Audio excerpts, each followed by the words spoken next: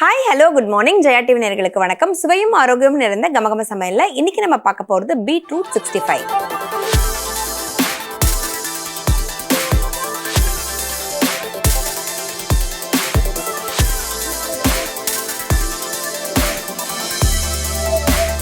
இந்த ரெசிபியை பண்றதுக்கு தேவையான பொருட்கள் என்னென்னு பார்க்கலாம். பீட்ரூட் 65 செய்ய தேவையான பொருட்கள்: பீட்ரூட் 2, கடலை மாவு 1 கப், அரிசி மாவு 1/2 கப், கார்ன்ஃப்ளவர் 2 டேபிள் ஸ்பூன், இஞ்சி பூண்டு விழுது 1 டீஸ்பூன், மிளகாய்த்தூள் 1 டீஸ்பூன், மிளகுத்தூள் 1 டீஸ்பூன், கரம் மசாலா 1/2 டீஸ்பூன், உப்பு தேவையான அளவு, எண்ணெய் தேவையான அளவு. பீட்ரூட் 65 பண்ணுறதுக்கு தேவையான பொருட்கள் என்னென்னு பார்த்தாச்சு. எப்படி பண்ணுறதுன்னு இப்போ பார்க்கலாம். இப்போ ஃபஸ்ட்டு பார்த்தீங்கன்னா நம்ம ஒரு மேரினேட் பண்ணுறதுக்காக ஒரு மிக்சிங் பவுல் எடுத்துருக்கோம். இதில் தேவையானதெல்லாம் நம்ம ஆட் பண்ணிக்கலாம். இப்போ பீட்ரூட் இந்த மாதிரி பார்த்தீங்கன்னா நல்லா ஸ்ட்ரிப்ஸாக நம்ம போட்டு வச்சுருக்கோம். இதை ஆட் பண்ணிக்கலாம்.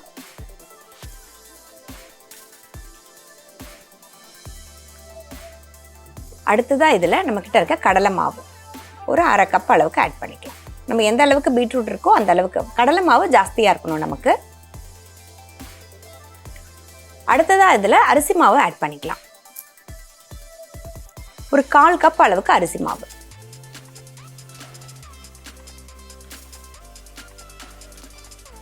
அடுத்ததாக இதில் நம்ம ஒரு 2 டீஸ்பூன் அளவுக்கு கார்ன்ஃப்ளவர் ஆட் பண்ணிக்கலாம்.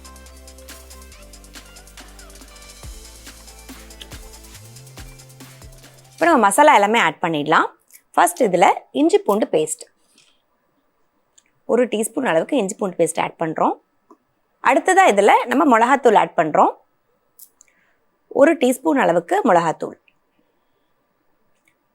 ஏற்கனவே பீட்ரூட் பார்த்தீங்கன்னா நமக்கு இதில் கொஞ்சம் இனிப்பு இருக்குங்கிறதுனால உங்களுக்கு தேவைன்னா கூட ஆட் பண்ணிக்கலாம். இப்போ நம்ம 1 டீஸ்பூன் அளவுக்கு ஆட் பண்ணியிருக்கோம்.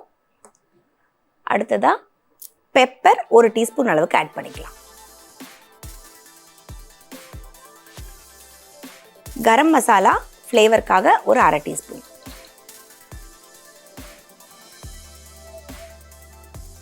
இந்த ரெசிபிக்கு தேவையான அளவுக்கு உப்பு.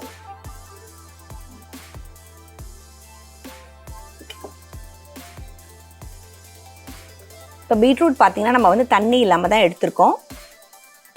நல்லா மிக்ஸ் பண்ணிவிட்டு தண்ணி தேவைப்பட்டுச்சு அப்படின்னா நம்ம லைட்டாக இதில் தெளித்து தான் நம்ம இதில் பெசற போகிறோம்.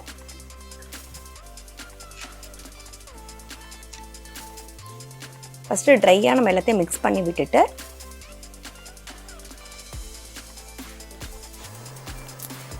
கொஞ்சமாக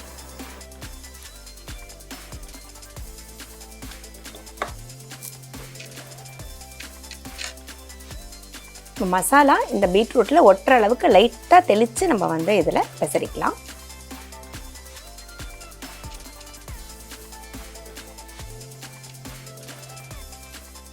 இப்போ நம்ம பீட்ரூட் 65க்கான மேரினேஷனை போட்டு ரெடி பண்ணியாச்சு. ஒரு பக்கம் எண்ணெயும் பார்த்தீங்கன்னா நல்லா காஞ்சி ரெடியாக இருக்குது. இது பீட்ரூட்டுங்கிறதுனால நமக்கு கொஞ்சம் சிம் ஃபயரில் தான் வேகணும். கொஞ்சம் திக்காக தான் இருக்குன்றதுனால நமக்கு கொஞ்சம் சிம் ஃபயரில் வெந்தால் தான் நல்லாயிருக்கும். இப்போ எண்ணெய் நல்லா காஞ்சிடுச்சு.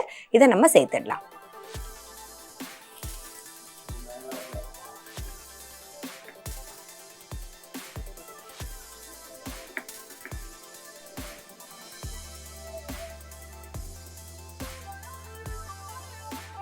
இப்போ பீட்ரூட் அப்படின்னாலே நமக்கு தெரியும் நல்ல நியூட்ரிஷியஸான வெஜிடபிள். நிறைய பேருக்கு இனிப்பு இருக்குங்கிறதுனால நமக்கு பிடிக்காது. ஸோ அதனால் நீங்கள் இது மாதிரி கொஞ்சம் மசாலா போட்டு காரம் போட்டு ஒரு ஈவினிங் டைமில் ஒரு ஸ்நாக்காக சாப்பிடும்போது பார்த்தீங்கன்னா நமக்கு ரொம்பவே டேஸ்டியாகவும் இருக்கும், கிறிஸ்பியாக இருக்கும். நமக்கு இது பீட்ரூட்டுங்கிறதுனால நமக்கு பீட்ரூட் யூஸ்வலாக நம்ம சாலட்ஸ்க்குலாம் யூஸ் பண்ணும்போது நம்ம ராவாவே சாப்பிடுவோம் இதை. ஸோ அதனால் இது ரொம்ப நமக்கு வேகணும், நமக்கு ரொம்ப கிறிஸ்பாகணுங்கிறது கிடையாது. இதை நம்ம எண்ணெயில் போட்டதுமே பார்த்தீங்கன்னா நம்ம போட்டிருக்க மசாலா கார்ன்ஃப்ளவர் எல்லாமே ஆட் பண்ணியிருக்கிறதுனால நமக்கு உடனே நல்லா கிறிஸ்பாயிடும். இப்போ பார்த்தீங்கன்னா நல்லா வெந்துடுச்சு. நம்ம எடுத்துடலாம்.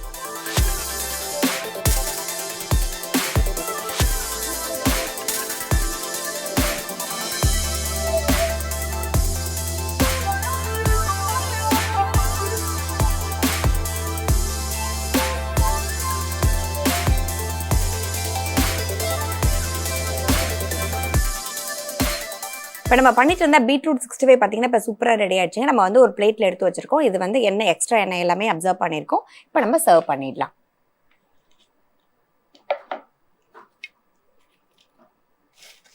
இதை ஜஸ்ட்டு வந்து நீங்கள் அப்படியே சாப்பிடலாம். இது கூட வந்து ஒரு சாஸ் வச்சு சாப்பிட்டிங்கன்னா கூட ரொம்ப டேஸ்டியாக இருக்கும். ஏன்னா இதுலேயே நம்ம வந்து மசாலா காரம் எல்லாமே போட்டிருக்கோம். அந்த இனிப்பு காரம் எல்லாமே கலந்து இந்த பீட்ரூட் 65 பார்த்திங்கன்னா சூப்பராக இருக்கும்.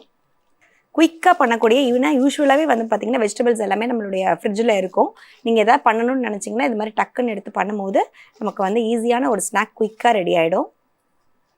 ஆனால் இது வந்து பார்த்திங்கன்னா நமக்கு வந்து சூடாக சர்வ் பண்ணும்போது தான் அந்த கிறிஸ்ப் இருக்கும்.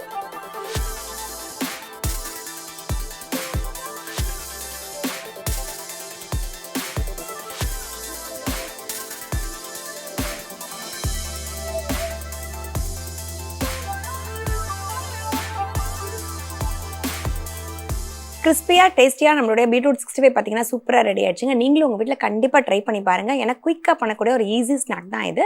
ட்ரை பண்ணிவிட்டு எப்படி இருந்துச்சுன்னு எங்களுக்கு சொல்லுங்கள். இதே மாதிரி ஒரு சூப்பரான ரெசிபியோட இன்னொரு செக்மெண்ட்டில் மீட் பண்ணலாம்.